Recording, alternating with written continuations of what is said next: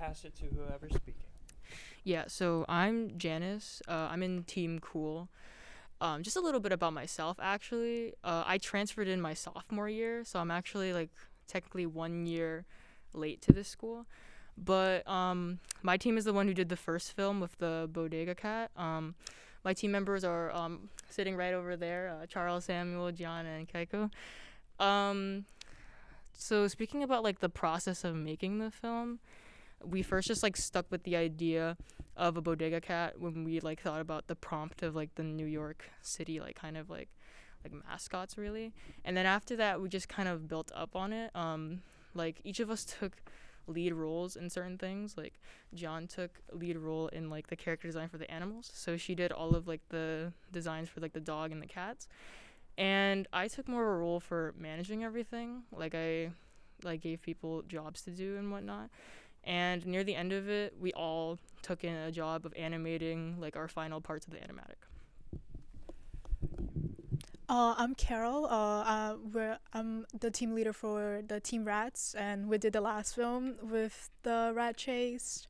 For our film, when we were brainstorming ideas for our hero, we were thinking about what defines New York City, and the first thing we thought of were rats. And we were thinking about like people that clean the subway, so that's what we focused on. And for the whole process from it, there were some changes from the beginning because we had kind of like the trio, and then we couldn't focus on all three of them. So we decided to focus on Jesus, which is our main character, the old man, because we thought it would be funny to have an old man fighting a rat. My name's Christina Cienfuegos, and I'm part of Team In Progress. We did the animatic with Bacon the pigeon and Martha as the third one that was presented. About me, I'm a senior, like most of our group was.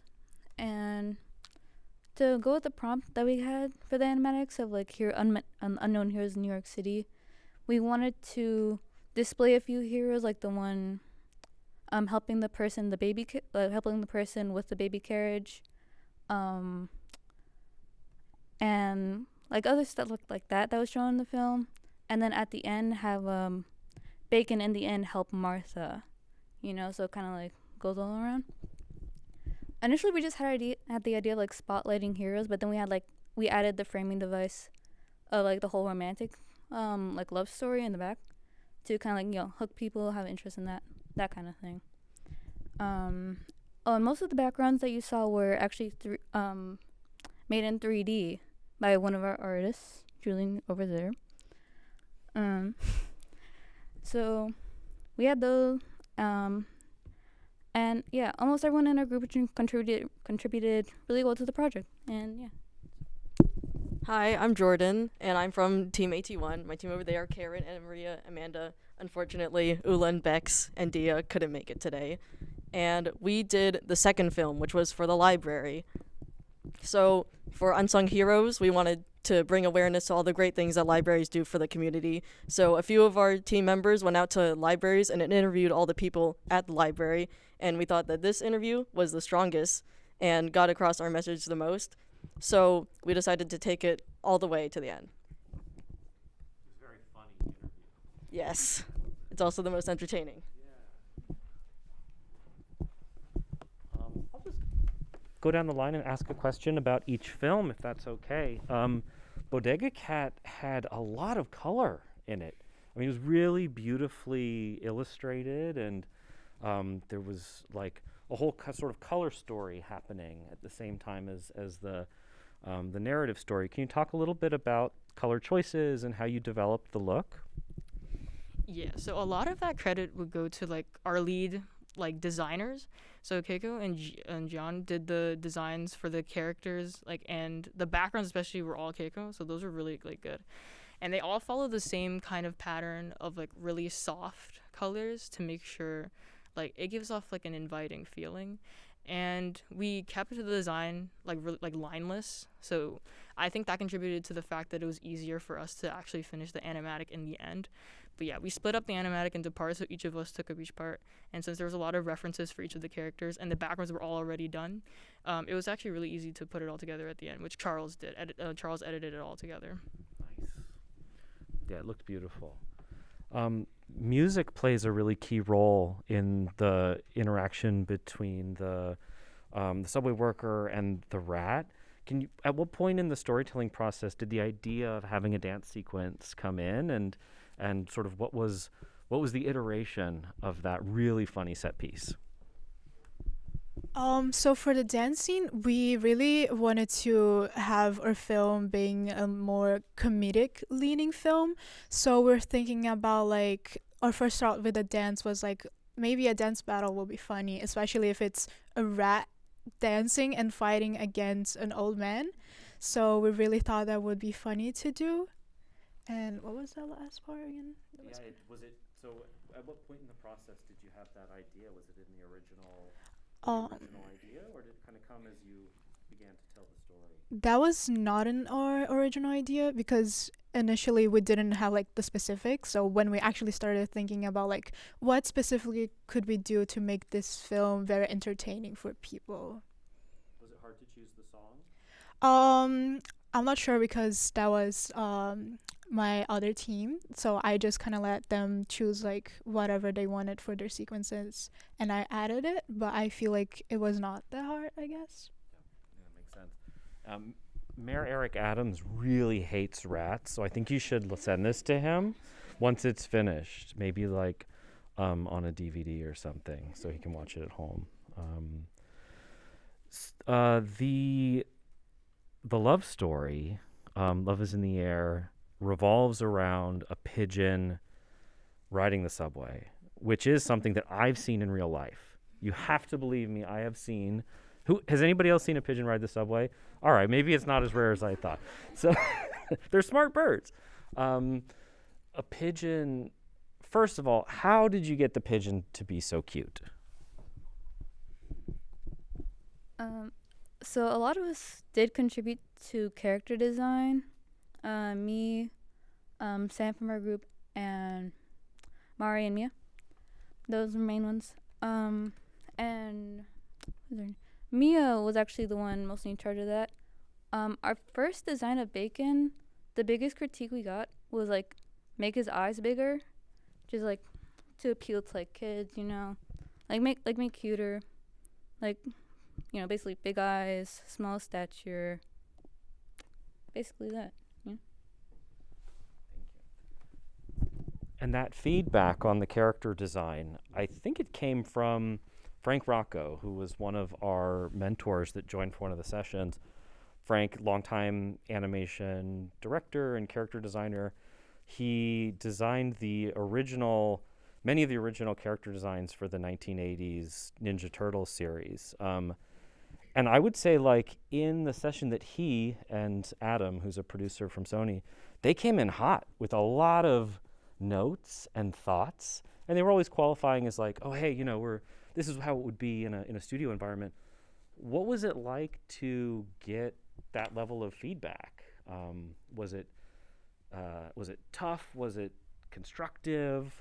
Overall, did it feel sort of that the mentors that were giving feedback added to the process? Of course, like the mentors were all very helpful. Most people in my group have had internships that are similar to this before, and like, you know, in art school, like you get feedback for the work you do, so it wasn't like a new thing, but it was definitely different coming from like industry professionals. So I guess that's like more experience for like what we may like face down in the future if we do decide to go for it. But the feedback was very helpful for the film. They made us like consider like the color thing. We also made turnarounds for our characters, and that's critique, so we knew how they would look in 3D space. Like also story aspects too, like sending the script in, getting ideas based off of that. Like a lot of the stuff wouldn't be in the film if we hadn't been critiqued on it. So it kind of built it up from what we initially made. So yeah. I was really impressed by how each team received the critique, and It's a really hard thing to work on something for a while and then share it with somebody and have them tell you how it can be different. And I think that's a skill that you are all cultivating already and already are really great at. So that's really inspiring to me. The last project was an interview. I mean, it's kind of a nonfiction thing. I'm reminded of, there was this guy, Studs Terkel, who was like an interviewer, and he had these books where he would interview people about their jobs. One of them's called Working. And there's something really just inherently interesting in hearing somebody talk about what they do and stories about what they do. What was your instinct going in to go in that direction, to go in an interview? And what was that process like, getting that interview? So there is kind of a genre on YouTube that's called Storytime Animation, and a few channels that do similar things to what we produced for this film festival. We didn't know from the beginning that we were going to do an interview type, and that's why production got pushed so much back. But it all worked out in the end. These interview type videos, what kind of, is it just anybody interviews story time, or is there usually a genre, or how would the librarian interview that you made fit within that genre of YouTube video? Well, more like this. There's a channel called Story Booth where people send in stories and then they are animated. So we got stories from another place, and that's what kind of inspired the film that we made.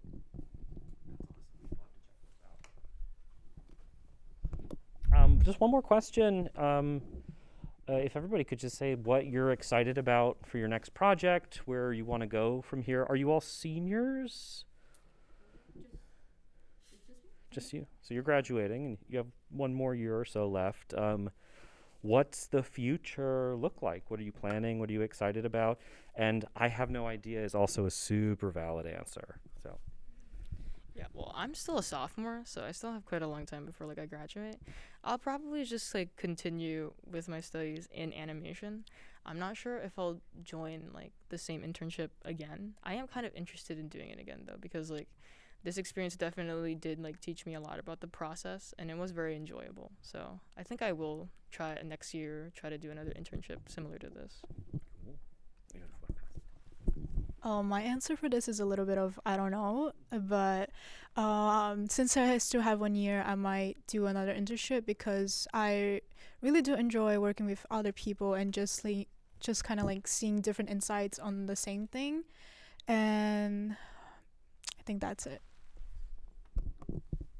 I'm going to be attending the Fashion Institute of Technology for illustration, so I'll be... Oh. Thank you. I'll be attending for the illustration major, learn a bit more from that, foundation, whatever.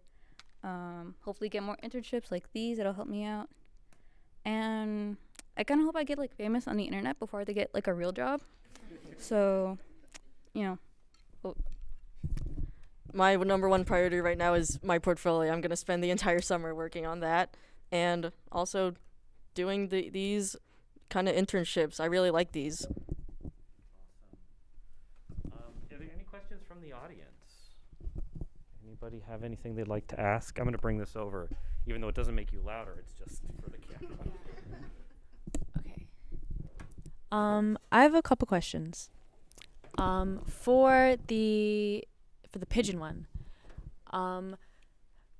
what were the references or what inspired you to do a cutesy romantic story?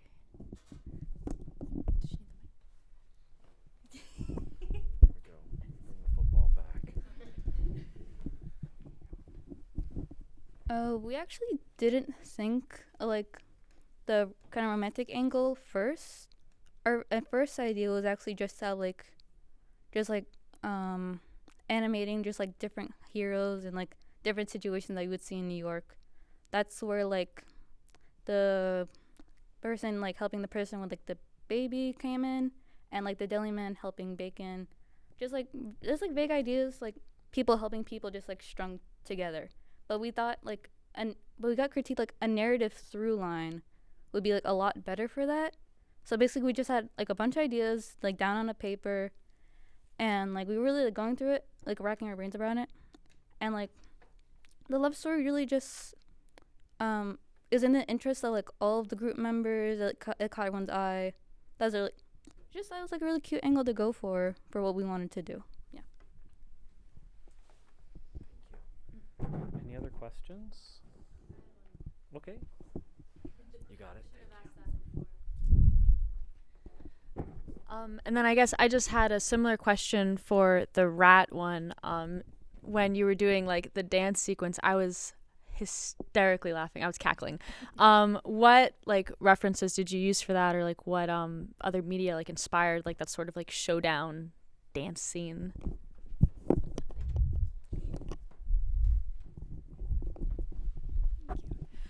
For the dance scene, it was actually Teddy who did it. Shout out to Teddy over there. But the initial idea, we were thinking about like a dance battle, and then what I thought about was from the ballerina film. They were like having a ballet fight dance, and then that was our initial idea.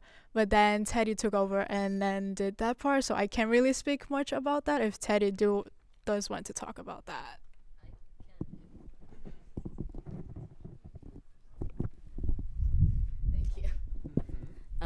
For that segment, the initial, I think, dance part, it came up with the idea of like the oblivious janitor trope, where in a lot of media there's almost this scene where a janitor has headphones on and is dancing through some big event happening in the background. You see it in like Spider-Man, Stan Lee, I believe, his cameos that.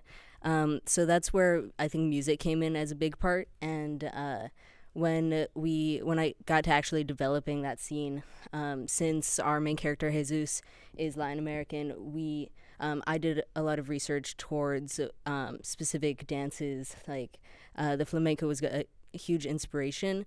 I wanted to do a more elaborate one that referenced that a bit more, but unfortunately it was a bit too ambitious for the time that we had. So from there, it was just kind of focusing on the dances that are kind of most comedic for an elderly man and a rat to perform. The magic of animation. You find yourself in these creative choices that are like, what is the funniest dance move for an elderly man and a rat to do? Like, I'm looking at Andrew and Emerald. Hi, Emerald. Both professional animation producers, and that's like on the scale of silliness, that's probably like a 5, like in terms of professional questions we ask ourselves making cartoons. But great questions, thank you. So the prompt was, so the mentors came from Sony Pictures Television, and Sony's the home of Spider-Man after a complicated legal process with Marvel and Disney. And so Spider-Man is like New York City's superhero. So the prompt was, what are some other New York City heroes that aren't super? And also you're not able to use Spider-Man for legal reasons. But what were some non-super heroes of New York City? And I was really impressed by how quickly this Avengers of New York City came together. A rat, a pigeon. One of the other projects that there was a bagel. And so it was really sort of neat to see sort of those icons of the realm come together. Did you have a question? Nope. Yeah. Okay. Sorry, Rachel. Anything else from our panelists? Anything you guys want to say? Anybody want to shout out?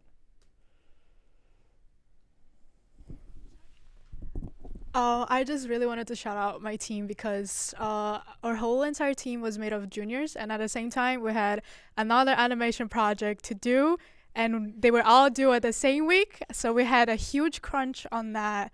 And also there were a lot of exams also piling up, so we had a huge crunch for this, but we were still able to make it. So really thank you for all the members of my group. Yeah, I also really want to thank my team. A majority of us are sophomores. Keiko was like the only junior in our team, but everyone did such a great job, especially Charles. Charles did so much of like the storyboarding and the animatic and the animation. You did amazing. Just to lay out the roles again, John did all the character design for the animals. Keiko did all the background design. Samuel actually worked on like character design for the humans, and Charles did the script and the storyboarding. So that was just amazing. Yeah. I like to thank my team too. They were wonderful. Did a wonderful job. Like everyone has managed everything. I also really want to thank them because a lot of them went through like a really hard time, like during the whole process. Like not to name names, but like one of them got a concussion, like while it was happening, in the middle of it. Like illness was like one of the families, something like that. Oh, and like two of them had like other internships happening while this was happening, but like the first half of it, that was a whole thing. But we got it done in the end, and they managed it very well. So thank you to my team. Thank you. This time of year was so stressful. It was just like exam season and also that junior project and also like AP tests. My group is just crazy talented. Thank you all. I'd also like to thank the instructors, Adam and Seung. Thank you. It was amazing guidance, and thank you for inviting us to participate in the project. So thank you, esteemed panelists. Congratulations on everybody's film. Yeah, another round of applause. And thank you to Nina for organizing all this. Thank you, Brian.